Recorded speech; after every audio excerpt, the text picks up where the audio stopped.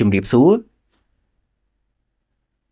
សួស្តីពុកម៉ែបងប្អូនទាំងអស់គ្នាសូមស្វាគមន៍មកកាន់ Channel របស់ខ្ញុំបាទ Process ហើយនៅក្នុង The Training ផងដែរខ្ញុំមានរឿងរ៉ាវដែលគួរឲ្យខ្លាចមួយរឿងនឹងលើកយកមកសម្រាយជូនពុកម៉ែបងប្អូនទាំងអស់គ្នាស្ដាប់នៅក្នុង The Training ដែលរឿងរ៉ាវទាំងអស់នេះវាបានកើតឡើងជាមួយនឹងមិត្តភ័ក្តិរបស់បងឯងគាត់បាននិយាយប្រាប់ថាមិត្តភ័ក្តិរបស់គាត់នឹងគឺបានជួបវិបត្តិផ្លូវចិត្តបាទជួបបញ្ហាជីវិតរហូតដល់គាត់សម្រេចចិត្តគិតខ្លីហើយបញ្ចប់ជីវិតខ្លួនឯងជាមួយនឹងរឿងដែលមានឈ្មោះថាតម្លៃនៃការស្លាប់បងឯងគាត់បាននិយាយប្រាប់បន្ថែមទៀតថាហេតុការណ៍ទាំងអស់នេះគឺបានកន្លងផុតទៅប្រហែលជា4ឆ្នាំមុនក៏ប៉ុន្តែគាត់ទើបតែបានចម្លើយថ្មីនេះទេហើយមុននឹងចូលទៅស្ដាប់រឿងរ៉ាវរបស់យើងនៅក្នុងរាត្រីនេះកុំភ្លេចចុច like subscribe ដើម្បីជាកម្លាំងចិត្តឲ្យខ្ញុំធ្វើវីដេអូបន្តទៅទៀតផងហើយសម្រាប់ពុកម៉ែបងប្អូនដែលកំពុងតែស្ដាប់កំពុងតែទស្សនាហ្នឹងតើពុកម៉ែបងប្អូនទាំងអស់គ្នាស្ដាប់នៅវេលាម៉ោងប៉ុន្មានខមមិនប្រាប់ខ្ញុំម្នាក់មួយផងបាទឬក៏អាចខមមិនលេងជជែកគ្នាបាននៅក្រោមវីដេអូនេះតោះឥឡូវកុំឲ្យខាតពេលយូរចូលទៅស្ដាប់រឿងរ៉ាវរបស់យើងទាំងអស់គ្នាជាដំបូងខ្ញុំសូមជម្រាបប្រាប់ពុកម៉ែបងប្អូនទាំងអស់គ្នាបន្តិចសិនថារឿងរ៉ាវទាំងអស់នេះគឺបានកន្លងផុតទៅប្រហែលជា4ឆ្នាំមុនវាបានកើតឡើងជាមួយនឹងមិត្តភ័ក្តិរបស់បងឯងគាត់បាននិយាយប្រាប់ថាពេលនោះគឺជាថ្ងៃមួយដែលគាត់ទំនេរពីការងារដូច្នេះហើយគាត់ក៏បានត្រឡប់ទៅលេងស្រុកកំណើតរបស់គាត់នៅឯផ្ទះឪពុកម្ដាយរបស់គាត់ក៏ប៉ុន្តែនៅពេលដែលគាត់កំពុងតែគេងហ្នឹង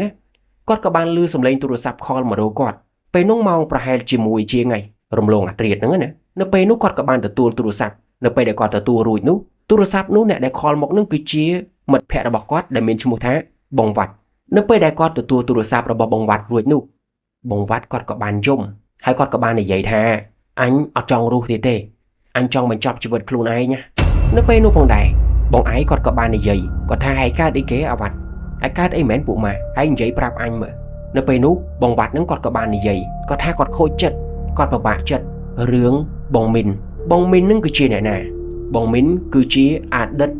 ប្រពន្ធរបស់បងវត្តក៏ប៉ុន្តែពួកគាត់នឹងគឺបានលេងលះគ្នាហើយប្រហែលជា7ខែមុនគឺគាត់បានលេងលះគ្នាហើយក៏ប៉ុន្តែហេតុអីបាននៅសុកបងវត្តគាត់ពិបាកចិត្តរឿងបងមីនទៀតរឿងអតីតប្រពន្ធចាស់របស់គាត់នឹងទៀតនៅពេលនោះបងឯងនឹងគាត់ក៏សួរថាហែងកើតអីគេមែនមិនបានឯងទៅពិបាកចិត្តរឿងវាទាំងដែលឯងនឹងលេងលះជាមួយនឹងវាហើយនៅពេលដែលគាត់សួរសំណួរនឹងទៅបងវត្តនឹងគាត់ក៏យំកាន់តែខ្លាំងឡើងហើយនិយាយគ្នាលេងដឹងរឿងហើយពេលនោះនៅពេលនោះបងឯងនឹងគាត់ក៏បាននិយាយបន្ថែមទៀតថាអាវ៉ាត់តាឯងមុននឹងធ្វើអីឯងគិតឲ្យបានច្បាស់លាស់ព្រោះថាជីវិតនេះមិនមែនតែជីវិតរបស់ឯងតែម្នាក់តែប៉ុណ្ណោះទេផ្ទុយទៅវិញនឹងគឺត្រូវគិតពីឪពុកម្ដាយរបស់ឯងផងបើសិនជាឯងគិតខ្លីទៅតើពួកគាត់គិតយ៉ាងណាបន្តមកទៀតនៅពេលដែលគាត់និយាយរួចគាត់ក៏បានបិទទូរស័ព្ទនោះទៅពេលនោះបងឯងគាត់ក៏បានចូលទៅគេងបន្តទៀតនៅពេលនោះម៉ោងប្រហែលជា4ជាងបងឯងនឹងគាត់ក៏ចាប់ផ្ដើមទៅងូតទឹកហើយទៅរៀបចំខ្លួនយកកាបូបយកកៅអៅយកអីដាក់ហើយក៏បានលាឪពុកម្ដាយនឹងដើម្បីធ្វើដំណើរទៅរកបងវត្តក៏ប៉ុន្តែដោយសារតែផ្ទះរបស់គាត់ហើយនឹងផ្ទះរបស់បងវត្តនឹងគឺបាទឆ្ងាយពីគ្នាអាចនិយាយថាខេត្តផ្សេងគ្នាណាអញ្ចឹងហើយទើបធ្វើឲ្យគាត់នឹងធ្វើដំណើរទៅរៀងយូរម៉ោងគាត់ថាពេលនោះគឺគាត់អត់ទាន់មានឡានផ្ទាល់ខ្លួនទេគាត់បានទិញសម្បត្តិឡានក្រុងទៅពេលនោះម៉ោងប្រហែលជា9ហើយគាត់ក៏បានឮសំឡេងទូរស័ព្ទខលមករកគាត់ទៀតហើយនៅពេលនោះគាត់កំពុងតែអង្គុយនៅលើឡានក្រុងនឹងនៅពេលនោះគាត់ក៏បានទទួលនៅពេលដែលទទួលទូរស័ព្ទនោះម្នាក់នោះគឺជាបងប៊ីកជាអ្នកខលមករកគាត់បងប៊ីកនឹងគឺជាមិត្តភ័ក្តិសម្លាញ់របស់គាត់ដែរទាំងអស់នឹងមិត្តភ័ក្តិរបស់គាត់គឺមាន3នាក់បាទរួមគ្នាទាំងអស់ណាទាំងបងអាយបងប៊ីកហើយនឹងបងវត្ត3នាក់នឹងគឺស្និទ្ធស្នាលជាមួយនឹងគ្នាមែនទែនដោយសារតែគាត់បានរៀនជាមួយគ្នាអញ្ចឹងហើយទៅធ្វើឲ្យពួកគាត់នឹងគឺចិត្តស្និទ្ធគ្នាខ្លាំងមែនទែនពេលនោះបងប៊ីកគាត់ក៏បាននិយាយប្រាប់បងអាយថាអាយហើយធ្វើចិត្តឲ្យស្រួលពួកម៉ាក់តាំងស្មារតីឲ្យបានល្អវើយពេលនេះអាវ៉ាត់វាស្លាប់ហើយនៅពេលដែលបងអាយគាត់ឮបែបហ្នឹងគាត់ក៏បានសួរគាត់ថាអាប៊ីកហើយនិយាយលេងនិយាយមែនណាបងប៊ីកគាត់ក៏បាននិយាយថាគាត់និយាយមែននៅពេលដែលបងអាយគាត់ឮបែបហ្នឹងគាត់ក៏បានសួរសំណួរទៅកាន់បងប៊ីកបន្ថែមទៀតថាហើយឯងដឹងអត់ចុះហេតុអីបានអាវ៉ាត់វាគិតបែបហ្នឹងហេតុអីបានវាគិតខ្លីបែបហ្នឹងបងប៊ីកគាត់ក៏បាននិយាយគាត់ថាអញអត់តន់ដឹងដែរពេលនេះក៏ប៉ុន្តែអ្វីដែលអញដឹងហ្នឹងគឺគេថាយប់មិញហ្នឹងយប់ដែលវាស្លាប់ហ្នឹងមុននឹងវាស្លាប់វាបានទៅឆ្លោះទៅរោរឿងនៅផ្ទះរបស់អាធំអញ្ចឹងហើយអញក៏អត់ដឹងច្បាស់ដែរថាហេតុអីបានវាគិតខ្លីបែបហ្នឹង ម្នាក់ដែលឈ្មោះថមហ្នឹងគឺជាសាហាយរបស់អតីតប្រពន្ធគាត់នឹងឯងហើយបងថមហ្នឹងគឺជាអ្នកណាគឺជាបងប្អូនជីដូនមួយរបស់បងវត្តនឹងឯងហើយផ្ទះរបស់គាត់ហ្នឹងគឺជាប់គ្នានឹងផ្ទះរបស់ពួកគាត់គឺជាប់គ្នានឹងបងវត្តគឺគាត់បានមករស់នៅជាមួយនឹងបងមីននៅពេលនោះពួកគាត់អត់បានរៀបការត្រូវច្បាប់ឬក៏ពេញច្បាប់អីនោះទេដោយសារតែគាត់ស្រឡាញ់គ្នាចិត្តនឹងចិត្តណាពេលនោះគឺគាត់បានរៀនមកជាមួយគ្នាអ្នកស្រុកអ្នកភូមិជាមួយគ្នាអញ្ចឹងហើយក៏បានស្រឡាញ់គ្នាហើយក៏មករស់ស៊ីមករស់នៅជាមួយគ្នាដោយអត់បានរៀបការពេញច្បាប់នោះទេរហូតដល់មានថ្ងៃមួយនេះបងមីនគាត់ក៏បានបែកចិត្តទៅស្រឡាញ់គ្នាជាមួយនឹងបងថំដែលត្រូវជាបងប្អូនជីដូនមួយរបស់បងវត្តនឹងឯងអញ្ចឹងហើយបងវត្តគាត់ក៏ចាប់បានបាទដោយសារតែបងមីននឹងគាត់លួចមានអីជាមួយនឹងបងថំណាពេលនោះពួកគាត់ក៏បានលេងលះគ្នាទៅអញ្ចឹងហើយនេះគឺជាសំណួរមួយដែលបងអាយនឹងគាត់ចង់សួរទៅកាន់បងវត្តមែនទេតែហេតុអីបានឯងគិតខ្លីធ្វើអីទាំងដែលពួកឯងនឹងក៏លេងលះគ្នាហើយហែងក៏ធ្វើចិត្តបានហើយដែរហេតុអីបានឯងគិតខ្លីបែបហ្នឹងក៏ប៉ុន្តែសំណួរមួយហ្នឹងអត់ទាន់បានសួរបងវត្តទេដោយសារតែបងវត្តហ្នឹងគឺគាត់បានស្លាប់បាត់ហើយពេលនោះគាត់មានសំណួរជាច្រើនដែលគាត់ចង់សួរគាត់និយាយប្រាប់ថាជីវិតរបស់បងវត្តណាគឺល្អបាទអត់មានអ្វីមិនល្អនោះទេទាំងការងារបងវត្តហ្នឹងគឺគាត់រៀនខាង IT អញ្ចឹងហើយគឺគាត់ខ្លាំងណាស់ខាង IT ហ្នឹងគាត់មានការងារល្អធ្វើមិនត្រឹមតែប៉ុណ្ណោះទេរយៈពេលដែលគាត់បានបែកជាមួយនឹងបងមីនហ្នឹងគឺគាត់មានសង្សារថ្មីដែរគឺគាត់បានបែកគ្នាជាមួយនឹងបងមីនហ្នឹងគឺអស់រយៈពេលប្រហែលជា7ខែហើយគាត់ថាប្រហែលជា3ខែមុនបងវត្តហ្នឹងក៏បានស្រឡាញ់ជាមួយនឹងម្នាក់ស្រីផ្សេងទៀតហេតុអីបានសុកបងវត្តគាត់គិតខ្លីបែបហ្នឹងពេលហ្នឹងវាមានសំណួរនៅក្នុងក្បាលរបស់បងអាយហ្នឹងក៏ប៉ុន្តែអត់តាន់មានចម្លើយឲ្យគាត់នោះទេនៅពេលនោះគាត់ក៏បានធ្វើដំណើរទៅដល់បេនឡាននៅពេលដែលទៅដល់បេនឡាននោះគាត់ក៏បានទូរស័ព្ទ call ទៅរកបងប៊ីកដើម្បីឲ្យបងប៊ីកហ្នឹងយកឡានមកដឹកគាត់ទៅឯវត្តដើម្បីទៅរួមពិធីបុណ្យសពរបស់បងវត្តដែរពេលនោះបងប៊ីកគាត់ក៏បានយកឡានទៅដឹកបងអាយពីបេនឡានមកនៅពេលដែលដឹករួចហើយក៏បាននាំបងអាយហ្នឹងទៅផ្ទះរបស់បងវត្តក៏ប៉ុន្តែពេលហ្នឹងគឺគាត់ឆ្ងល់ថាហេតុអីបានឯងមិនដឹកអញទៅវត្តហើយដឹកអញមកកន្លែងកើតហេតុនឹងធ្វើអីកន្លែងដែលវាចងកនឹងធ្វើអីពេលនោះបងប៊ីកគាត់ក៏បាននិយាយប្រាប់ថាកាពិតទៅអញក៏ចង់ដឹកឯងទៅវត្តដែរក៏ប៉ុន្តែវាមានរឿងមួយដែលអញចង់ឯងធ្វើឯមើលនេះពួកប្អូនពួកមិត្តផ្សេងទៀតនេះគេអត់ទៅវត្តទេដោយសារតែគេចង់រកអាថំហើយនឹងម្នាក់ស្រីដែលឈ្មោះមីននឹងហេតុអីបានគេចង់រកដោយសារតែគេនឹងទទួលយកមិនបាន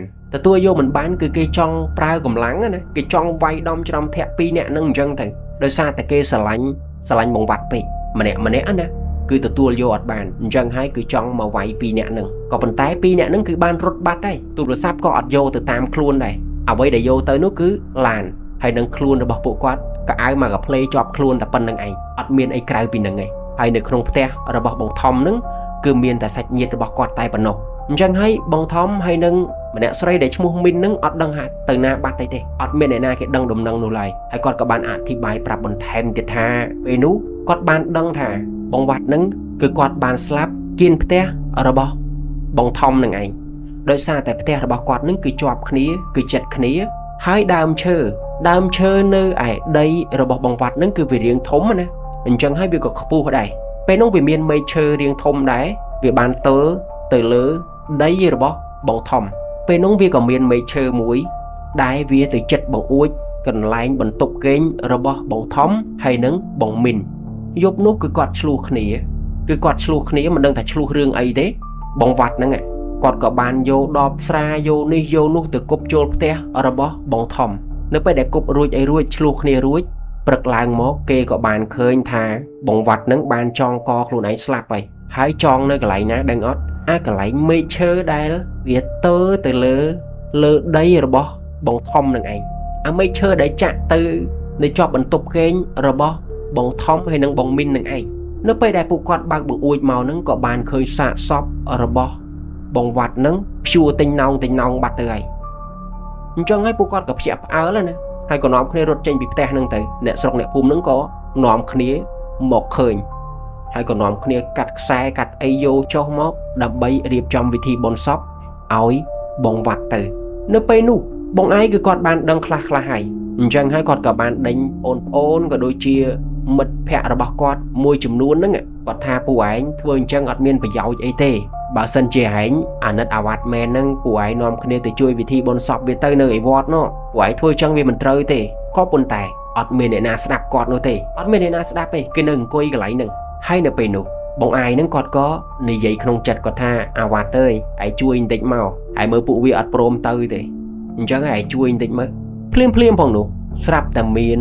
ប្អូនប្រុសម្នាក់នៅក្នុងក្រុមហ្នឹងណាម្នាក់ប្រុសនោះគាត់ក៏បានងើយទៅមើលខាងលើផ្ទះអាកន្លែងពអួចដែលបងវត្តគាត់ចងកហ្នឹងឯងអាកន្លែងមេឃឈើដែលនៅជាប់ពអួចហ្នឹងណាប្អូនប្រុសម្នាក់ហ្នឹងគឺបានងើបមើលខាងលើហ្នឹងហើយក៏បានផ្ងាក្រោយទៅនៅពេលដែលផ្ងាក្រោយហើយក៏ងើបឡើងមករត់ចេញពីផ្ទះនោះទៅចេញពីផ្ទះរបស់បងធំហ្នឹងឯងនៅពេលដែលរត់ចេញទៅហើយម្នាក់ហ្នឹងក៏នាំគ្នាមើលតាមហើយរត់ចេញទៅតាមគ្នាដែរទាំងអស់គ្នាទាំងបងប៊ីកទាំងមិត្តរបស់គាត់ផ្សេងទៀតនៅពេលនោះបងអាយហ្នឹងគឺគាត់ដឹងហើយថាគ្រប់គ្នានឹងឃើញអ្វីក៏ប៉ុន្តែគាត់អត់ចង់សួរឯងគាត់អត់ចង់និយាយឯងគាត់អត់សួរបដ ாய் ពេលនោះគាត់ក៏បានទាញទូរស័ព្ទ call ទៅរកបងប៊ីកគាត់ក៏បាននិយាយប្រាប់ថាឥឡូវអញចេញមកហើយវើយអញនៅមាត់ផ្លូវចូលហើយដើរចេញមកបន្តិចមកអញនៅចាំកន្លែងហ្នឹងនៅពេលនោះបងអាយហ្នឹងគាត់ក៏បានដើរចេញពីផ្ទះរបស់បងធំហ្នឹងទៅហើយក៏បានទៅឡើងឡានរបស់បងប៊ីកដើម្បីធ្វើដំណើរទៅវត្តទៅរួមពិធីបុណ្យសពរបស់បងវត្តនឹងឯងនៅពេលដែលគាត់ទៅដល់វត្តគាត់ក៏បានយំហើយក៏បានទៅអោបឪពុកម្ដាយរបស់បងវត្តផងដែរគាត់ថាពេលនោះគឺគាត់អាណិតឪពុកម្ដាយរបស់បងវត្តណាស់ដោយសារតែពួកគាត់មានកូនប្រុសតែម្នាក់នឹងឯងហើយបងវត្តគាត់គឺជាមនុស្សម្នាក់ដែលល្អជាកូនល្អហើយជាមនុស្សម្នាក់ដែលបាទមានការងារល្អអីល្អទៀតហេតុអីបានគាត់ធ្វើបែបហ្នឹងអញ្ចឹងហើយវានៅតែមានសំណួរនៅក្នុងខួររបស់គាត់ណាអត់តន់មានចម្លើយឲ្យទេតែហេតុអីបានគាត់គិតខ្លីអញ្ចឹងហើយវាមានហេតុផលអ្វីទើបធ្វើឲ្យគាត់បាទសម្រេចចិត្តសម្លាប់ខ្លួនឯងពេលនោះគាត់ក៏ព្យាយាមសួរឪពុកម្ដាយរបស់បងវត្តដែរក៏ប៉ុន្តែពួកគាត់ទាំងពីរនាក់ហ្នឹងគឺអត់ដឹងអីទេអ្វីដែលគាត់ដឹងហ្នឹងគឺយំបាទគាត់ក៏បានយំឲ្យអោបគ្នាអីគ្នាអញ្ចឹងទៅរហូតដល់ពេលនោះក៏បានកន្លងផុតទៅពេលវេលាពេលយប់ក៏ឈានចូលមកដល់ពេលនោះពួកគាត់ក៏នាំគ្នាគេងនៅវត្តនឹងឯងគាត់ថាពេលនោះពួកគាត់ក៏នាំគ្នាគេងតម្រៀបគ្នាទាំងមិត្តភ័ក្តិរបស់គាត់ជាមួយនឹងប្អូនមួយចំនួនទៀតនៅពេលនោះបងអាយហើយនិងបងប៊ីកនឹងគឺគាត់គេងចិត្តគ្នាក៏ប៉ុន្តែពេលនោះម៉ោងប្រហែលជា2ជាងហើយម៉ោង2រៀបភ្លឺណាគាត់ក៏បានឮសំឡេងប្អូនប្រុសម្នាក់ស្រែកឮខ្លាំងមែនទែននៅពេលដែលគាត់ស្រែករួចហ្នឹងក៏បានរត់កន្លងមនុស្សផ្សេងទៀតដែលកំពុងតែគេងណារត់ទៅពួននៅក្រោមគ្រែកន្លែងធ្វើម្ហូបឯណោះអញ្ចឹងហើយបងអាយគាត់ឃើញបែបហ្នឹងគាត់ក៏ភ្ញាក់ផ្អើលហើយគាត់ក៏បានចូលទៅសួរនាំគ្នារត់ចាប់យកមកវិញណាហើយក៏សួរថាឯងកើតអីអូនឯងកើតអីឯងឃើញខ្មោចមែនឯងឃើញអាវ៉ាត់មែននៅពេលនោះអូនប្រុសម្នាក់នោះគាត់ក៏បាននិយាយប្រាប់គាត់ថាបាទបងខ្ញុំឃើញបងវត្តខ្ញុំឃើញខ្មោចបងវត្តនៅពេលនោះបងអាយនឹងគាត់ក៏ប្រាប់ថាឯងនិយាយមួយឯដកទៅហៅមួយមកឯងកុំខ្លាចឥឡូវសិតតែមនុស្សហើយអត់មានខ្មោចទេឥឡូវមើលឯងនិយាយប្រាប់បងមើលឯងឃើញបែបណានៅពេលនោះបងប្រុសម្នាក់នោះក៏ចាប់ផ្ដើមនិយាយប្រាប់បងអាយហើយនឹងនិយាយប្រាប់អ្នកដតីទៀតដែលកំពុងតែរួមពិធីបុណ្យសពនោះម្នាក់ហ្នឹងគឺឈប់គេងហើយព្រោះថាសំឡេងដែលគាត់ស្រែកហ្នឹងគឺវាលឺខ្លាំងមែនតើអញ្ចឹងហើយម្នាក់ហ្នឹងក៏នាំគ្នាមករោមគាត់ហើយមកស្ដាប់គាត់ហើយបងប្រុសម្នាក់នោះក៏បាននិយាយប្រាប់ថានៅពេលដែលគាត់កំពុងតែគេងហ្នឹងគាត់ក៏បានប្រែខ្លួនទៅខាងបងប៊ីកហើយគាត់ក៏បានឃើញថាបងវត្តហ្នឹងកំពុងតែអង្គុយនៅលើខ្លួនបងប៊ីកគាត់កំពុងតែគេងហ្នឹងណាហើយបងវត្តហ្នឹងក៏មកអង្គុយលើនៅពេលដែលមកអង្គុយលើហើយគាត់ក៏បានងក់ក្បាលគាត់ងក់ទៅក្រោយហើយក៏ងក់ទៅមុខវិញមិនដឹងថាកំពុងតែធ្វើអ្វីទេនៅពេលដែលងក់ចុះឡើងអញ្ចឹងណាអាគ្រាចុងក្រោយដែលគាត់ងាកចុះឡើងហ្នឹងគាត់ក៏បានឃើញថាក្បាលរបស់បងវត្តហ្នឹងបានធ្លាក់ពីលើស្មាមកធ្លាក់ពីលើកគាត់មកបន្ទាប់មកទៀតអាក្បាលរបស់គាត់ហ្នឹងវាបានធ្លាក់ទៅលើខ្លួនរបស់បងប៊ីកឬសូតាក្ដុកនៅពេលដែលឮសូបែបហ្នឹងហើយក្បាលរបស់បងវត្តហ្នឹងវាបានប្រមៀលមកហើយភ្នែករបស់បងវត្តហ្នឹងក៏បានសម្លឹងមករកគាត់ហើយក៏បានញញឹមដាក់គាត់នៅពេលដែលគាត់ឃើញបែបហ្នឹងគាត់ក៏ស្រែកនៅពេលដែលស្រែកហើយក៏បានរត់ពួនក្រោមគ្រែអញ្ចឹងទៅបន្ទាប់មកទៀតយប់នោះគឺលែងមានអ្នកណាហ៊ានគេងទៀតដែរ ដោយសារតែបានជួបហេតុការណ៍បែបហ្នឹងណាអញ្ចឹងហើយម្នាក់គឺលេងហ៊ានគេងហើយរហូតឈានចូលមកដល់ពេលព្រឹកពួកគាត់ក៏នាំគ្នាជួយវិធីបុណ្យសពនឹងទៀតបាទនៃជួយលើកនេះលើកនោះចាប់នេះចាប់នោះឬក៏មើលភ្ញៀវអីអញ្ចឹងទៅរហូតឈានចូលមកដល់ពេលយប់នៅក្នុងយប់នោះបងប៊ីកគឺគាត់លេងហ៊ានដេកកំដរសពទៀតហើយដោយសារតែគាត់ខ្លាចហើយអ្នកណាក៏ប្រហែលជាលេងហ៊ានហើយដោយសារតែជួបហេតុការណ៍បែបហ្នឹងណាអញ្ចឹងហើយគឺគាត់លេងហ៊ានគេងកំដរសពទៀតហើយ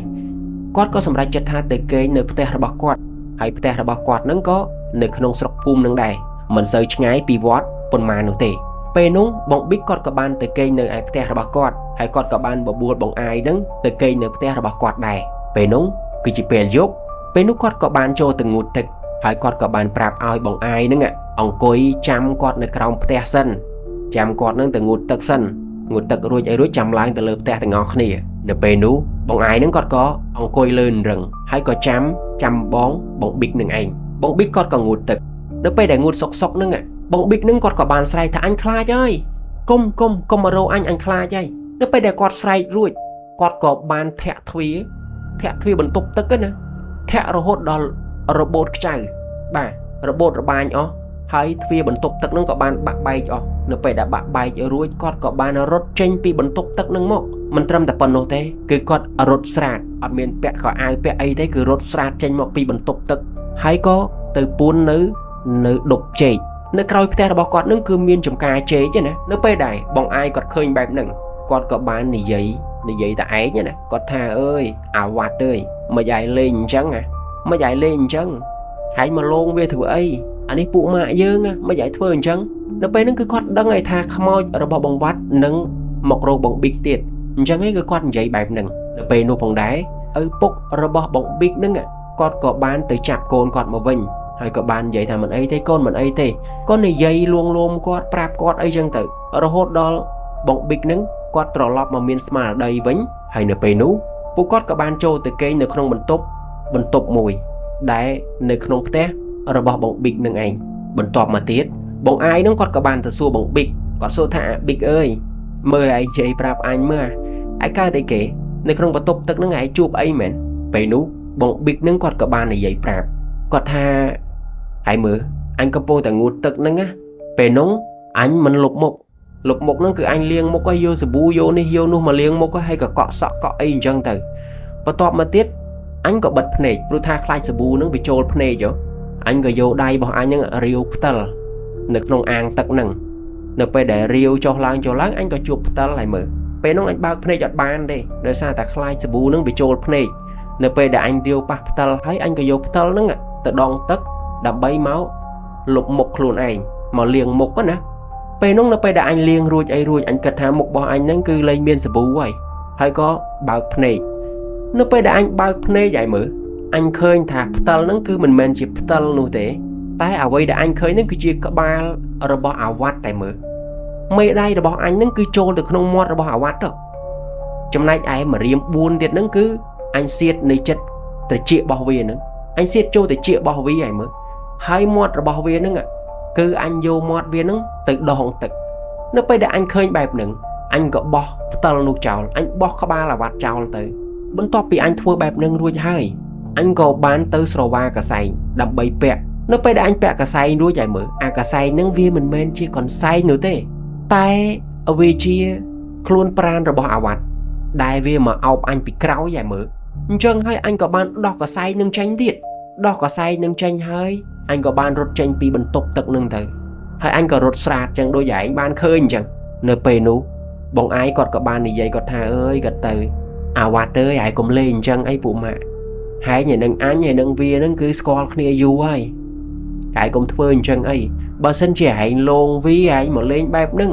ហើយវាងាប់ម្នាក់ទៀតទៅឯងគិតមិនហើយកុំធ្វើអញ្ចឹងអីពួកម៉ាក់អើយនៅពេលដែលគាត់និយាយបែបហ្នឹងរួចហ្នឹងក៏នាំគ្នាគេងទៅយប់នោះក៏បានកន្លងផុតទៅរហូតឈានចូលមកដល់ពេលព្រឹកពួកគាត់ក៏នាំគ្នាទៅរួមពិធីបុណ្យសពរបស់បងវត្តតទៀតនៅពេលដែលពិធីបុណ្យសពរបស់បងវត្តរួចរាល់អស់ម្នាក់ក៏ទៅធ្វើការរៀងខ្លួនហើយពួកគាត់ក៏បានបែកគ្នាទៅរហូតពេលវេលាក៏បានកន្លងផុតទៅប្រហែលជា3ខែជាងពេលនោះចិត្តឈានចូលមកដល់បុណ្យ100ថ្ងៃរបស់បងវត្តហើយពេលនោះ បងឯងគាត់បាននិយាយប្រាប់ថាតាមធម្មតាមុននឹងគេងគឺគាត់សូត្រមន្តសិនហើយគាត់តាំងសមាធិសិនមុននឹងគាត់ចូលគេងណាគាត់ក៏បានសូត្រមន្តហើយក៏បានទៅតាំងសមាធិដូចរាល់ដងនឹងឯងពេលនោះគឺគាត់បាន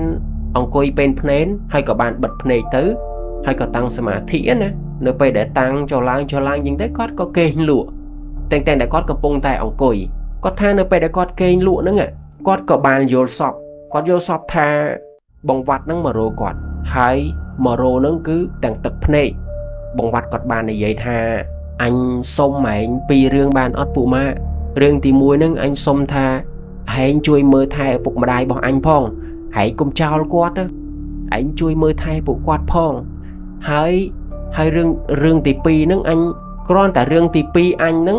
គឺបងអាយហ្នឹងគាត់ភ្ញាក់មកដោយសារតែយល់សពមួយហ្នឹងណាអញ្ចឹងហើយគាត់ក៏ភ្ញាក់មកអារឿងទី2ហ្នឹងមិនទាន់នឹងបានដឹងផងថាជារឿងអ្វីបន្ទាប់ពីបងអាយគាត់បានដឹងខ្លួនរួចគាត់ក៏បានចូលទៅគេងតាមធម្មតានៅពេលដែលចូលទៅគេងហើយក៏អត់មានបានយល់សពអីទេរហូតឈានចូលមកដល់ពេលព្រឹកគាត់ក៏បានធ្វើដំណើរចេញទៅដើម្បីទៅរួមពិធីបុណ្យសព100ថ្ងៃរបស់បងវត្តហ្នឹងឯងនៅពេលដែលទៅដល់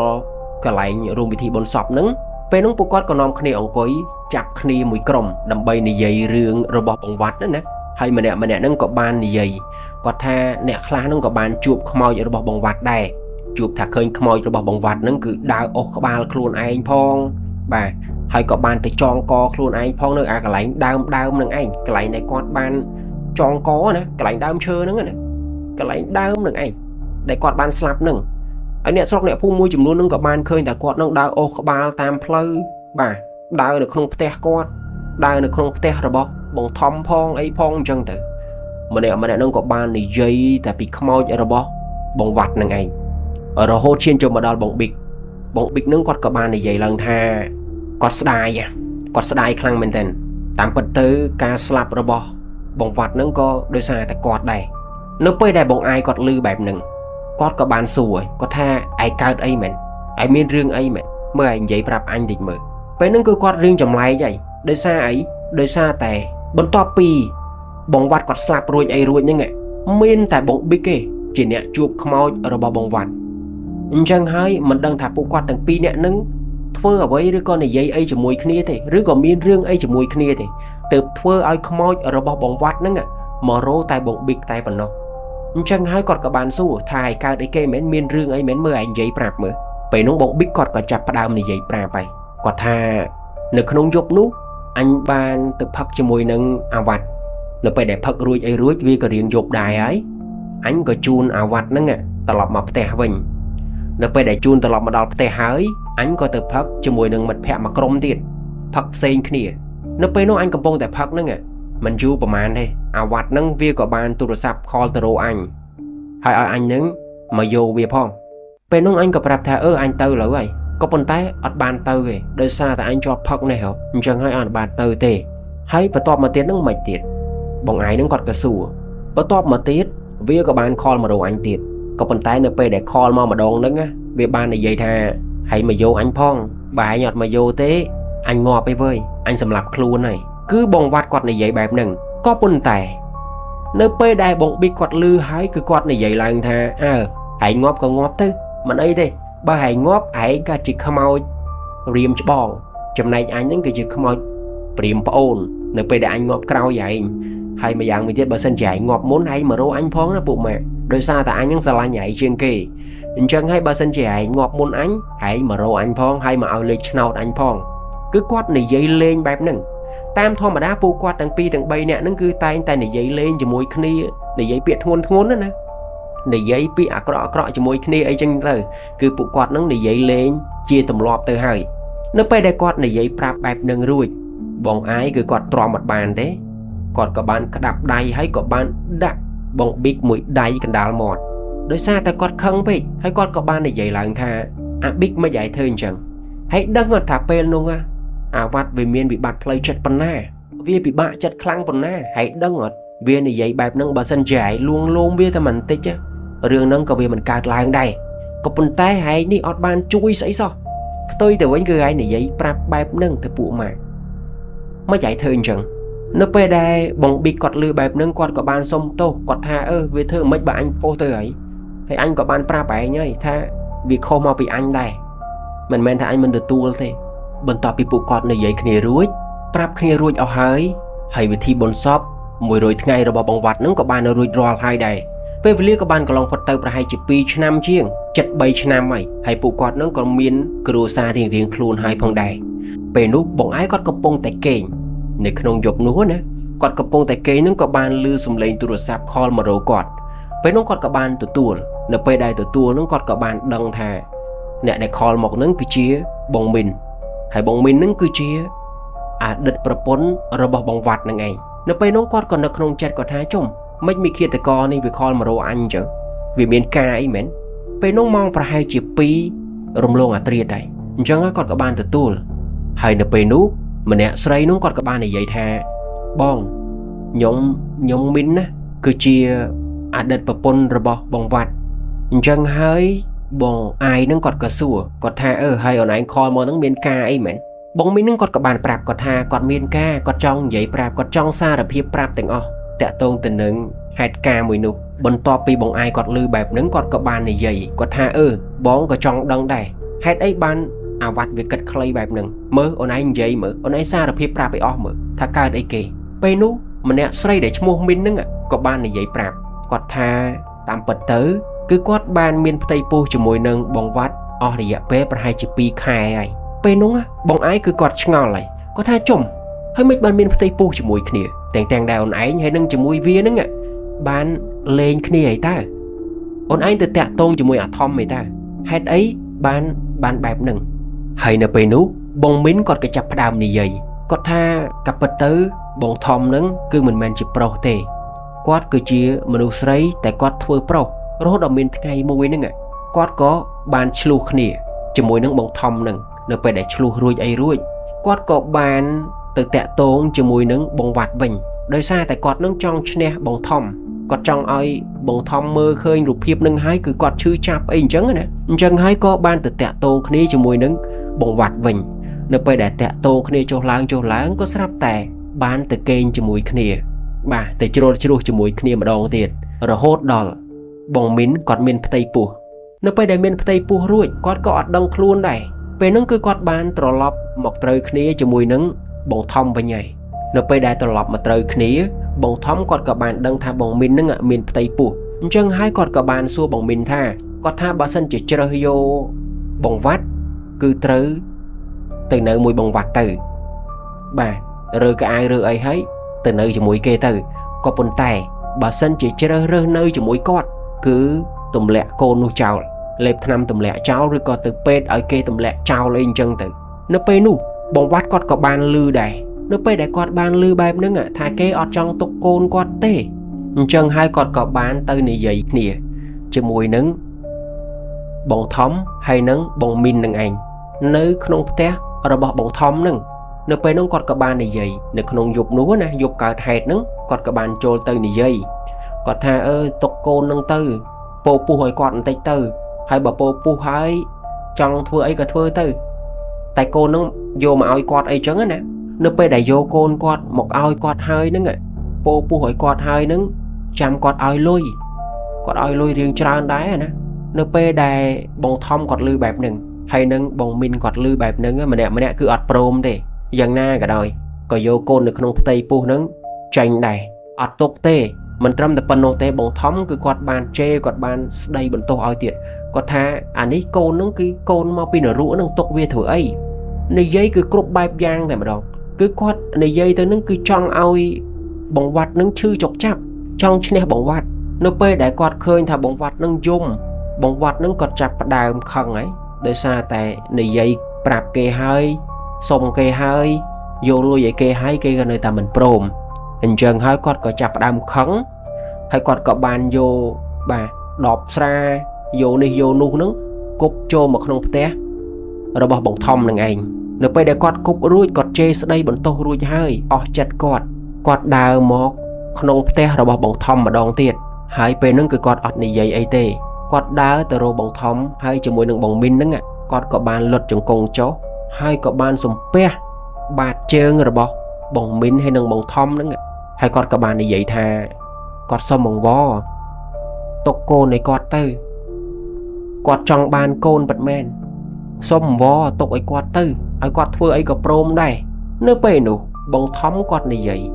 គាត់ថាអូធ្វើមិនក៏គាត់អត់ទុកដែរស្អែកហ្នឹងបើសិនជាចង់យកលុយឲ្យគាត់ក៏យកមកមិនអីទេចាំគាត់យកលុយហ្នឹងយកទៅទម្លាក់កូននឹងចោលនៅពេលដែរបងវត្តគាត់លឺបែបហ្នឹងគាត់ក៏បាននិយាយឡើងថាបើសិនជាកូនរបស់អញមិនទុកឲ្យអញទេអត់អីទេចង់ទម្លាក់កូនអញចោលក៏ទម្លាក់ទៅចាំអញទៅងាប់ចាំកូនអញនៅភពខ្មោចក៏បានដែរពួកហែងធ្វើទៅគឺគាត់និយាយបែបហ្នឹងនៅពេលដែលបងថំគាត់លឺបែបហ្នឹងរួចគាត់ក៏បានសើចហើយគាត់ក៏បានជេរស្ដីគ្រប់បែបយ៉ាងមកកាន់បងវត្តហើយបងវត្តគាត់ក៏បានដើរចេញពីផ្ទះរបស់បងថំហ្នឹងទៅនៅពេលដែលពួកគាត់នាំគ្នាឡើងទៅគេងលើផ្ទះរួចផ្ទះបងថំហ្នឹងគឺជាផ្ទះខ្ពស់បាទជាផ្ទះឈើណាហើយគាត់ក៏បានឮសំឡេងគោះជញ្ជាំងផ្ទះរបស់គាត់ទុងមិនដឹងថាកោះអីនោះទេអញ្ចឹងហើយគាត់ក៏ឆ្ងល់ឲ្យថាបងវត្តហ្នឹងគប់ស្អីមកទៀតទេឬក៏យកស្អីគប់មកដាក់ជញ្ជាំងផ្ទះគាត់ក៏មិនដឹងពេលនោះគាត់ក៏បានស្រែកគាត់ថាអាវ៉ាត់អើយហែងទៅងាប់ពីណាក៏ងាប់ទៅក៏មកធ្វើអីផ្ទះអញហើយចង់ទៅងាប់ពីណាក៏ងាប់ទៅតែក៏មកងាប់លើដីអញវើយអញប្រាប់ឲ្យហើយនៅពេលដែលគាត់និយាយបែបហ្នឹងរួចមួយសន្ទុះក្រោយមកហ្នឹងសំឡេងទុងហ្នឹងក៏បានបាត់ទៅពេលនោះពួកគាត់ក៏នាំគ្នាគេងនៅពេលដែលគេងរួចហ្នឹងព្រលឹមឡើងក៏បាទងើបមកតាមធម្មតាអញ្ចឹងឯងនៅពេលដែលងើបមកតាមទម្លាប់របស់គាត់ហើយគាត់ក៏បានបើកបង្អួចនៅពេលដែលបើកមកគាត់ក៏បានឃើញថាសាកសពរបស់បងវត្តនឹងព្យួរទិញណោងនៅក្រៅបង្អួចនឹងឯងនៅពេលដែលពួកគាត់ឃើញបែបនឹងរួចម្នាក់នឹងក៏ភ្ញាក់ផ្អើលខ្លាំងមែនទែនអាសំឡេងទុងយប់មិញហ្នឹងគឺបងវត្តនឹងឯងឡើងទៅចងកខ្លួនឯងហើយក៏ប្រកាច់ណាក៏ត្រាក់ដកចកាមន់ហ្នឹងជើងរបស់គាត់ហ្នឹងធាក់ទៅចិញ្ចៀងផ្ទះរបស់គាត់ហ្នឹងលឺទុងអញ្ចឹងទៅបន្ទាប់ពីពួកគាត់បានឃើញរូបភាពមួយនឹងហើយក៏នាំគ្នាយកសោឡានហើយក៏បានបើកចេញពីផ្ទះនោះទៅបន្ទាប់មកទៀតពួកគាត់នឹងក៏បានកិច្ចខ្លួនអស់មួយរយៈនៅពេលដែលកិច្ចខ្លួននឹងមិនមែនថាគាត់មិនព្យាយាមយកកូនចេញនោះទេគាត់នៅតែព្យាយាមចង់ទៅពេទ្យហើយយកកូនចេញទិញថ្នាំជំរុះក៏ប៉ុន្តែគ្រប់ពេលដែលគាត់បើកឡានចង់ទៅទិញនេះទិញនោះហ្នឹងចង់ទៅពេទ្យហ្នឹងគឺគាត់បានឃើញខ្មោចរបស់បងវត្តស្ទើរតែគ្រប់កន្លែងអញ្ចឹងហើយទើបធ្វើឲ្យពួកគាត់ទាំងពីរនាក់ហ្នឹងគឺខ្លាចអត់ហ៊ានចូលផ្ទះរបស់គាត់នោះទេអត់ហ៊ានទៅណានោះទេគាត់ថាស្ទើរតែរាល់យប់ស្ទើរតែរាល់ថ្ងៃគឺគាត់ដេកវត្តបើមិនចឹងទេដេកផ្ទះគ្រូខ្មោចបាទគ្រូអាគមគ្រូអីចឹងទៅឬក៏ដេកវត្តអីចឹងទៅបន្ទាប់ពីបងឯងគាត់លឺបែបហ្នឹងគាត់ក៏បានសួរទៅកាន់បងមីនវិញថាហើយចោះអូនឯងនិយាយប្រាប់បងធ្វើអីអូនឯងមកសារភាពដើម្បីអីបងអត់ចង់បានចម្លើយអីទៀតទេដោយសារតែពួកម៉ាក់របស់បងគឺបានស្លាប់បាត់ហើយកូនប្រុសរបស់គេហ្នឹងក៏បានទៅជួបគេហើយដែរហើយអូនឯងនិយាយប្រាប់បងដើម្បីអីបានអីមកវិញបងមីនគាត់ក៏បាននិយាយប្រាប់គាត់ថាក៏ប៉ិតទៅក្មេងប្រុសម្នាក់នេះគឺអត់បានស្លាប់ទេបច្ចុប្បន្នហ្នឹងគឺនៅជាមួយនឹងគាត់នឹងឯងក្មេងប្រុសម្នាក់នោះនៅពេលដែរបងឯងគាត់លឺបែបហ្នឹងគាត់ថាក្មេងប្រុសហ្នឹងគឺនៅមែនអូនឯងអត់បានជំរុះទេមែនបងមីនគាត់ប្រាប់ថាគាត់អត់បានជំរុះទេនោះក៏ដោយសារតែខ្មោចរបស់បងវត្តហ្នឹងតាមលងគាត់មិនឲ្យគាត់ទៅធ្វើរឿងបែបហ្នឹងនោះឡើយមិនត្រឹមតែប៉ុណ្ណោះទេគឺគាត់ចូលផ្ទះអត់បានខ្មោចរបស់បងវត្តហ្នឹងគឺតាមលងគាត់រហូតដល់មានថ្ងៃមួយគាត់បានចូលទៅនៅវត្តមួយកន្លែងលោកឪនៅក្នុងវត្តនោះក៏បានមានសង្កេតការថាញោមឯងដឹងអត់ញោមឯងមានបាបធ្ងន់ណាស់ញោមឯងមានបាបធ្ងន់ណាស់អ្វីក៏មិនអាចជួយបាននោះដែរឥឡូវអញ្ចេះទៅមកស្នាក់នៅវត្តនេះទៅហើយក៏កាន់សិល5ញោមឯងត្រូវស្នាក់នៅវត្តនេះមកតាំងសមាធិមកសុំសិលហើយនឹងកាន់សិល5នៅពេលនោះពួកគាត់នឹងក៏ខ្លាចខ្មោចរបស់បងវត្តពេកអញ្ចឹងហើយក៏សម្រេចចិត្តថាស្នាក់នៅវត្តនោះហើយក៏កាន់សិល5រហូតដល់មានថ្ងៃមួយបងមីននឹងគាត់ក៏ចិត្តឈានចូលមកដល់ថ្ងៃកើតទេអញ្ចឹងហើយបងថំនឹងក៏បានបើកឡានជូនបងមីនទៅមន្ទីរពេទ្យនៅពេលដែលជូនទៅនឹងផ្លូវដែលគាត់កំពុងតែបើកទៅនឹងក៏ស្រាប់តែមានសត្វក្របីមួយក្បាលបាទដើរឆ្លងផ្លូវមកពេលនោះគាត់ក៏បានកាច់ចង្កូតឡានចេញបណ្ដាលឲ្យឡានរបស់គាត់នឹងធ្លាក់ពីលើផ្លូវនឹងទៅហើយក៏បានបុកជាមួយនឹងដើមឈើទើបធ្វើឲ្យពួកគាត់ទាំងពីរនាក់នឹងគឺបានសន្លប់បាត់បង់ស្មារតីទៅក៏ប៉ុន្តែពេលនោះ បងធំនឹងគាត់បានលឺសំឡេងរបស់បងវត្តមកប្រាប់គាត់ថាភ្ញាក់ឡើងជួយមីនផងភ្ញាក់ឡើងហើយនៅពេលនោះបងធំនឹងគាត់ក៏បានភ្ញាក់ដឹងខ្លួនមកនៅពេលដែលភ្ញាក់ដឹងខ្លួនមកនឹងក៏បានបីបងមីនចាញ់ពីលើឡាននោះទៅហើយនៅពេលនោះឡានរបស់គាត់នឹងក៏មានភ្លើងឆេះផងដែរគាត់ថាបើសិនជាបងវត្តមិនបានមកជួយគាត់ទេទាំងពីរនាក់នឹងគឺត្រូវស្លាប់នៅក្នុងឡាននោះបន្ទាប់មកទៀតបងធំនឹងគាត់ក៏បានទូរស័ព្ទខលទៅរកឡានពេទ្យដើម្បីឲ្យគេមកជួយឡានពេទ្យនឹងក៏បានមកនៅពេលដែលបានមកនោះបងមីនគាត់ក៏បានដឹងខ្លួនវិញបន្ទាប់មកទៀតគាត់ក៏បានសម្រាលកូននៅលើឡានពេទ្យនោះនៅពេលដែលសម្រាលកូនរួចបងធំគាត់ក៏បាននិយាយឡើងថាបងវត្តអើយខ្ញុំសុំទោសបងខ្ញុំដឹងខុសហើយបើសិនជាថ្ងៃនោះរៀនពីបាបបុណ្យគុណទោសឬក៏ខ្ញុំកាន់សិល5ម្លេះរឿងរ៉ាវទាំងអស់ហេតុការណ៍ទាំងអស់វាអត់បានកើតឡើងជាមួយនឹងជីវិតរបស់បងឯងទេក៏ប៉ុន្តែដោយសារតែខ្ញុំវាអត់ចេះគិតខ្ញុំក៏ទៅលួចលាក់ជាមួយនឹងប្រពន្ធរបស់បងឯងបងវត្តអើយបងឯងឲ្យខ្ញុំសុំទោសផងអហោសិកម្មឲ្យខ្ញុំផងបងខ្ញុំខុសហើយខ្ញុំសុំសន្យាថាកូនប្រុសរបស់បងឯងហ្នឹងខ្ញុំនឹងមើលថែវាឲ្យល្អហើយមិនត្រឹមតែប៉ុណ្ណោះនោះទេបើសិនជាឲ្យខ្ញុំដោះដូរជីវិតជាមួយនឹងក្មេងម្នាក់ហ្នឹងក៏ខ្ញុំព្រមដែរបងខ្ញុំអាចស្លាប់ជំនួសគេបានអញ្ចឹងហើយខ្ញុំនឹងមើលថែខ្ញុំសន្យាជាមួយនឹងបងឯងហើយខ្ញុំសុំទោសកន្លងមកគឺគាត់និយាយប្រាប់បែបហ្នឹងនិយាយតែម្នាក់ឯងណាគាត់សង្ឃឹមថាដួងវិញ្ញាណរបស់បងវត្តនឹងបានលឺបន្ទាប់មកទៀតគាត់ក៏បានយកកូនហ្នឹងទៅឲ្យខាងម្ដាយរបស់បងមីនហ្នឹងជាអ្នកមើលហើយពួកគាត់ហ្នឹងក៏នាំគ្នាចូលវត្តចូលវាតាមធម្មតាអញ្ចឹងទៅតាំងសមាធិបាទទៅសុំសិលនៅវត្តដែលលោកឪនឹងបានប្រាប់គាត់នឹងឯងរហូតដល់មានថ្ងៃមួយលោកឪក៏មានសង្កេតការជាមួយនឹងគាត់ថាញោមអើយញោមឥឡូវគឺដល់ពេលហើយដល់ពេលដែលញោមឯងត្រូវយកក្មេងនឹងទៅឲ្យខាងយាយគេហើយដល់ពេលហើយព្រោះថាឪពុកគេនឹងបានមកប្រាប់អាត្មាប្រាប់ថាដល់ពេលហើយត្រូវយកកូននឹងទៅឲ្យយាយតារបស់គេមើលថែម្ដងបន្ទាប់ពីបងមីនគាត់ឮបែបហ្នឹងគាត់ក៏បានសួរទៅកាន់លោកឪគាត់ថាមានអីគេមែនលោកឪហេតុអីបានឲ្យកូនណាយកក្មេងនឹងទៅឲ្យយាយខាងនោះវិញនៅពេលនោះលោកឪនឹងគាត់ក៏មានសង្កេតការគាត់ថាដោយសារតែឪពុករបស់គេនឹងគឺបានមកប្រាប់អាត្មាប្រាប់ថាដល់ពេលហើយញោមឯងគួរតែយកក្មេងប្រុសម្នាក់ហ្នឹងទៅឲ្យខាងយាយតាខាងនោះហើយអស់ពេលវេលារបស់ញោមឯងហើយបើសិនជាញោមឯងមិនយកទៅតាមសម្ដីរបស់គេទេគេនឹងកាន់តែខឹងញោមឯងទៀតនៅពេលនោះបងមីនគាត់ក៏ថាកូនណាអត់ហ៊ានទៅជួបឪពុកម្ដាយរបស់គេទេកូនណាខ្លាចណាស់ពេលនោះលោកឪក៏មានសង្កេតការបន្ថែមទៀតថាបើសិនជាញោមឯងមិនហ៊ានយកទៅដោយខ្លួនឯងនោះទេគេមានមិត្តភ័ក្តិរបស់គេតែមិត្តភ័ក្តិ2-3នាក់តើរបស់គេអញ្ចឹងហើយញោមឯងតាក់ទងទៅរកមិត្តភ័ក្តិគេទៅហើយឲ្យមិត្តភ័ក្តិរបស់គេនឹងជាអ្នកជួយពេលនោះបងមីននឹងគាត់ក៏បានតាក់ទងមករកបងអាយនឹងឯងនៅពេលដែលបងអាយគាត់ឮបែបហ្នឹងគាត់ក៏បាននិយាយបន្ថែមទៀតថាហើយចុះឲ្យបងប្រកាសឲ្យបងជឿចិត្តអូនឯងមកទៅថាក្មេងប្រុសម្នាក់ហ្នឹងគឺជាកូនរបស់អាវ៉ាត់នៅពេលដែលបងមីនគាត់ឮបែបហ្នឹងគាត់ក៏បាននិយាយប្រាប់បងអាយថាកាពិតទៅហ្នឹងគាត់មិនអាចបញ្ជាក់អ្វីបាននោះទេអញ្ចឹងហើយចាំឲ្យបងអាយហ្នឹងមកជួបពួកគាត់សិននៅពេលដែលជួបគ្នារួចហ្នឹងចាំឲ្យបងអាយហ្នឹងគាត់សម្រេចចិត្តម្ដងទៀតថានេះគឺជាកូនរបស់បងវត្តឬក៏អត់ចាំឲ្យឃើញផ្ទាល់ខ្លួនឯងតែម្ដងទៅរហូតដល់ពួកគាត់ហ្នឹងក៏បានណាត់ជួបគ្នាហើយដល់ពេលនោះគាត់ក៏បានណាត់ទៅជួបនៅកន្លែងហាងកាហ្វេមួយកន្លែងរហូតដល់ថ្ងៃដែលពួកគាត់ហ្នឹងត្រូវទៅជួបគ្នាហើយនៅពេលនោះផងដែរបងអាយហ្នឹងគាត់ក៏បានឃើញជាមួយនឹងអូន IT ណាគាត់ថា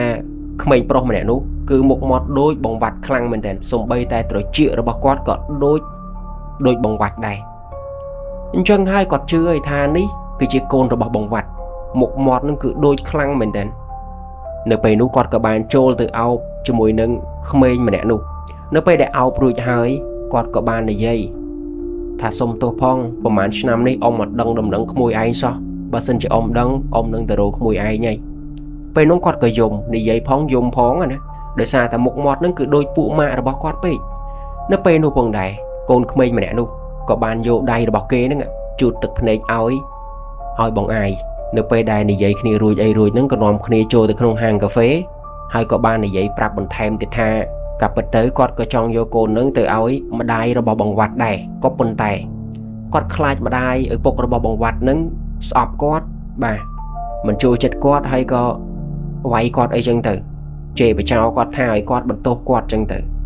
chân hay từ bồng mình nâng quạt ở hiên vô từ tề pe nút bong ai quạt ha mình bạch phay thế ôn tục bong chỉ nè tẹt tôn quạt tục bong chỉ nè prap đầm nâng muối nâng à từ căn quạt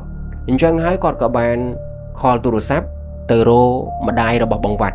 nóไปđể call từ hái quạt có prap thả quạt nâng từ rô chân hay mà đai rồi bỏ bằng vặt nâng quạt có prap thả ok bà xin chỉ côn ai mà rô mới chân hay nó pe nút phong đá quạt có bàn vô ôn ai thí cho mùi nâng bồng mín hay nâng bồng thóm từ té rồi bỏ ở bụng mà đai bằng vặt nâng anh nóไปđại tử ở bụng mà đai rồi bỏ bằng vặt nâng quạt có bàn chập áo chập tháo cho mùi nâng chơi rồi bỏ quạt nâng cho mùi nâng côn khmênh mà nè nâng anh đấy quạt tha nóไปnụ ở bụng rồi bỏ bằng vặt nâng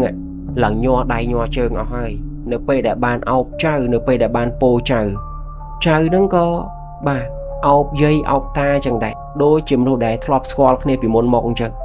quạt các bạn này dây prap bần thèm để thàไปnông bông bên này nâng bông thom nâng quạt các bạn vô cá đập bay mà xông cả mà tốt hết nèแต่ตรงtình nâng ở bụng mà đai rồi bỏ bằng vặt nâng quạt các bạn vô cá vô bà thuộc tiên một thoai bằng cúng ở bụng mà đai rồi bỏ bằng vặt đập bay xông cả mà tốt bông ai quạt bạn này dây prap tiệt quạt tha này không chật quạt pe nâng và hai chia ở bụng mà đai rồi bỏ bằng vặt nâng quạt khăng này bà quạt chơi đây bằng tốt hay có bùn tẻ bộ quạt ọt vơ tệ tôi từ với bộ quạt nâng có bàn dột đây ông ai có ba rồi bỏ bông mín hay nâng bông thom nâng hay có bàn dột đây rồi bỏ quạt nâng lược từng pi nè nâng một đặt tha mình ấy tê côn mình ấy tê hay có bàn ọc này hay có dùng nước pe nụ bông ai có bàn này vậy prap quạt tha này hay ní cứ chỉ mình đâu để quạt riêng thoa riêng a bà quạt miên ở với bón ở với bà nước pe đã miên về thoa được không luôn hay tụ bay chỉ khăngอย่างna cả đời bà có bộ quát ai đừng ọt ao tô oi bàn này cứ ọt miên cùng hăng rồi có miên cùng nôm cùng cuốn trong từ lơ bồng mín rồi có bồng thom nụ tê chẳng hai nửa pe đã bộ quát mọc sông của mà tô ở bụng mà đai rồi bỏ bồng vặt nâng quát có bàn từ túi bãi quát có sông ở hào gì cam cột bẹp giang oi bồng mín hay nâng bồng thom nửa pe nông bồng ai quát coi mờ quát khơi thà cru xa mùi bàកំពុងតែមានក្តីសុខជាមួយគ្នាមានចៅបលែងលេងធ្វើមកហូបបាយជាមួយគ្នាគាត់ថាជាគ្រួសារមួយដែលមានសុភមង្គលដំបងឡាយគាត់គិតថាពួកម៉ាក់របស់គាត់ហ្នឹងស្លាប់ហ្នឹងគឺស្លាប់ free ហើយដោយសារអីគេប្រាប់ថាគេនឹងទម្លាក់កូននឹងចោលពួកម៉ាក់របស់គាត់ហ្នឹងក៏បានស្លាប់មុនកូនដើម្បីទៅចាំកូននៅឯភពខ្មោចឯណោះនៅឯភពវិញ្ញាណឯណោះហើយមិនដឹងថាទៅចាំយ៉ាងម៉េចនោះទេបន្ទាប់មកទៀតនៅពេលដែលពួកម៉ាក់របស់គាត់ស្លាប់ហើយបែរជាគេຕົកកូនទៅវិញគេអត់ជំរុះកូននឹងចោលទេអញ្ចឹងហើយកូននឹងនៅមានជីវិតបងឯងគាត់ក៏គិតថាពួកម៉ាក់របស់គាត់នឹងគឺស្លាប់ free អត់មានន័យអីទេក៏ប៉ុន្តែមកដល់ពេលនេះទើបគាត់បានដឹងថាអ្វីទៅគឺជាតម្លៃគាត់ឃើញថាពីរអ្នកប្តីប្រពន្ធហ្នឹងបាទពីរអ្នកបងធំហើយនិងបងមីនហ្នឹងគាត់ចេះកែប្រែខ្លួនឯងគាត់ចេះគិតគាត់មានសិលនៅក្នុងខ្លួនគាត់ចេះកាន់សិលអ្វីទៅទោសអ្វីទៅបាបហ្នឹងគឺគាត់ដឹងទាំងអស់អញ្ចឹងហើយនេះគឺជាការកែប្រែរបស់ពួកគាត់ដូច្នេះហើយបានគាត់ដឹងថាការស្លាប់របស់បងវត្តហ្នឹងក៏មានតម្លៃដែរអញ្ចឹងហើយនេះគឺជារឿងរ៉ាវមួយបាទដែលបានកើតឡើងជាមួយនឹងមិត្តភ័ក្តិរបស់បងអាយដែលមានឈ្មោះរឿងថាតម្លៃនៃការស្លាប់នៅពេលដែលបានដឹងការពិតហើយអីពិតហើយហ្នឹងគឺបងវត្តគាត់គឺជាមនុស្សប្រុសម្នាក់ដែលគួរឲ្យអាណិតខ្លាំងមែនទែនហើយក៏ជាប៉ាមួយដែលគួរឲ្យអាណិតខ្លាំងមែនទែនសង្ឃឹមថាបើសិនជាបង IT គាត់ធំទៅបាទប្រហែលជាបងឯងគាត់នឹងលើករឿងរ៉ាវទាំងអស់ហ្នឹងយកមកនិយាយឲ្យបង IT បានស្ដាប់ផងបាទដើម្បីឲ្យពួកគាត់បានដឹងដើម្បីឲ្យគាត់បានដឹងថាជីវិតឪពុករបស់គាត់ហ្នឹងគឺកំសត់យ៉ាងណាហើយគាត់លះបង់យ៉ាងណាដើម្បីជីវិតកូនប្រុសម្នាក់នោះហើយរឿងរ៉ាវទាំងអស់នេះវាក៏បានចប់ទៅបន្ទាប់ពីពុកម៉ែបងប្អូនទាំងអស់គ្នាស្ដាប់រឿងរ៉ាវនេះរួចតើមានអារម្មណ៍ឬក៏មានមតិយ៉ាងណានោះក៏អាច comment នៅក្រោមវីដេអូនេះបានសម្រាប់ខ្ញុំវិញខ្ញុំគិតថាបាបគឺផ្សេងបុណ្យគឺផ្សេងទោះបីជាបងធំហើយនឹងបងមីននឹងគាត់បាទកែប្រែឲ្យក៏ដោយក៏ប៉ុន្តែ មុននឹងគឺគាត់បានធ្វើបាបជីវិតរបស់បងវត្តហើយគាត់ក៏ត្រូវទទួលកម្មទទួលវេននឹងដែរមិនមែនថាគាត់ធ្វើឲ្យរួចខ្លួនទេបាទគាត់ចេះគិតឲ្យគាត់កែខ្លួនឲ្យគាត់រួចខ្លួននោះទេកម្មវាអត់ភ្លេចម្ចាស់នោះទេដោយលោកឪគាត់មានសង្កេតការណ៍អញ្ចឹងថាគាត់បាបធ្ងន់ណាស់មិនអាចកែប្រែអ្វីបានទេក៏ប៉ុន្តែគាត់អាចទៅរៀនធម៌រៀនអាបានឬក៏ទៅកាន់សិលបានដើម្បីឲ្យពួកគាត់បានដឹងនៅបាបបុណ្យគុណទោសដែលគាត់បានធ្វើអញ្ចឹងហើយបច្ចុប្បន្ននេះពួកគាត់នឹងក៏បានកែប្រែខ្លួនអស់ហើយគាត់ក៏បានដឹងថាអ្វីទោសអ្វីជាគុណអ្វីជាបុណ្យបាបហើយរឿងរ៉ាវទាំងអស់នេះក៏មានតែប៉ុណ្្នឹងឯងហើយមុននឹងបែកគ្នានៅក្នុងរាត្រីនេះខ្ញុំក៏ចង់ផ្ដាំផ្ញើទៅបងប្អូនមួយចំនួនដែលតែងតែកាប់ចាក់គ្នាបាទធ្វើជាស្ទាវធ្វើជាក្មេងពីលអីចឹងទៅនេះហើយគឺជាជីវិតឪពុកព្រមធ្វើគ្រប់យ៉ាងណាដើម្បីកូនអញ្ចឹងហើយបងប្អូនគួរតែកែប្រែខ្លួនឯងទៅដើម្បីសង្គមដើម្បីគ្រួសារបាទគិតសារថ្មីធ្វើវាសារថ្មីទៅកុំឲ្យឪពុកម្ដាយយំដោយសារបាទពួកបងប្អូនអីកែប្រែខ្លួនឯងឡើងកុំគិតថាអូខេជាតិនេះយើងហ៊ូហើយឆាចោលមិនដឹងថាជាតិក្រោយនឹងត្រូវកើតជាអ្វីនោះទេអញ្ចឹងហើយនៅមានជីវិតនឹងខ្ញុំតែងតែនិយាយគ្រប់វីដេអូតែម្ដងថាធ្វើល្អសាងល្អឲ្យបានច្រើនហើយជីវិតជួបតែរឿងល្អនិងមនុស្សល្អរឿងរ៉ាវទាំងអស់នេះមានតែប៉ុណ្្នឹងទេសូមឲ្យពុកម៉ែបងប្អូនទាំងអស់គ្នាគេសុបិនល្អពីខ្ញុំបាទប្រូសិតហើយបើពុកម៉ែបងប្អូនទាំងអស់គ្នាស្រឡាញ់ចូលចិត្តក៏កុំភ្លេចចុច like subscribe ដើម្បីជាកម្លាំងចិត្តឲ្យខ្ញុំធ្វើវីដេអូបន្តទៅទៀតផងបើពុកម៉ែបងប្អូនទាំងអស់គ្នាចូលចិត្តស្ដាប់រឿងខ្មោចចូលចិត្តស្ដាប់រឿងអបិយជំនឿយើងគឺជាក្រុមតែមួយសម្រាប់រាត្រីនេះជម្រាបលា Good night